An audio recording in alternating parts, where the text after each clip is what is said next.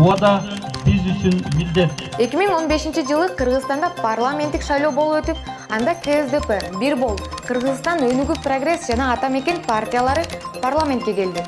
Бүгүн сиздер менен бирге эл өкүлдөрүнүн шайлоо алдында айткан убадаларын эске салабыз. Я, Марат Султанов, знаю, как это сделать. Самое главное в программе партии Бирбол – это создание рабочих мест. Биз кандай жумушту жана кандай ыкма менен аткарууну так жана даана билебиз.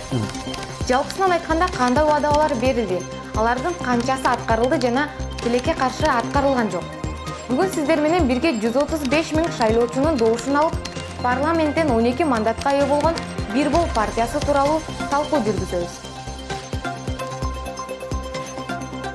Пенсия, пособие, зарплаталарды казак менен орустардыкына теңейбиз деп атабыз 3 жылдын ичинде. Бирок улуттук статистика комитетинин маалыматына таянсак, бүгүнкү күндө орточо айлык эсеби 15 000 сомду түзөт. Ал эми мамлекеттик кызматкерлер 10 000ден 12 000ге чейин алышат. Ал учурда биздин пенсионерлерибиз 5600 орточо пенсия алышат. Айыл жерлеринде мугалимдер жетишсиз. Алардын айлык акысын жок дегенде 30 000 сомго көтөрүү биздин программанын башкы максаты.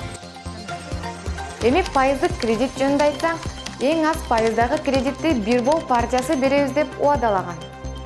Игорь Чудинов Кайынды шаарынын эли менен жолугуп жатканда 3% кредит беребиз деп убадалаган.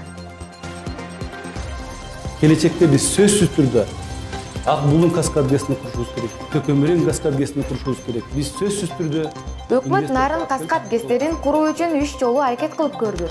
Бирок эч биринен жыйынтык чыккан жок экенин баарыбызга белгилүү. 3 жылдын ичинде бюджет дефицити жок. Бир Бол партиясы парламентке келери менен бюджетте дефицит болборун айткан.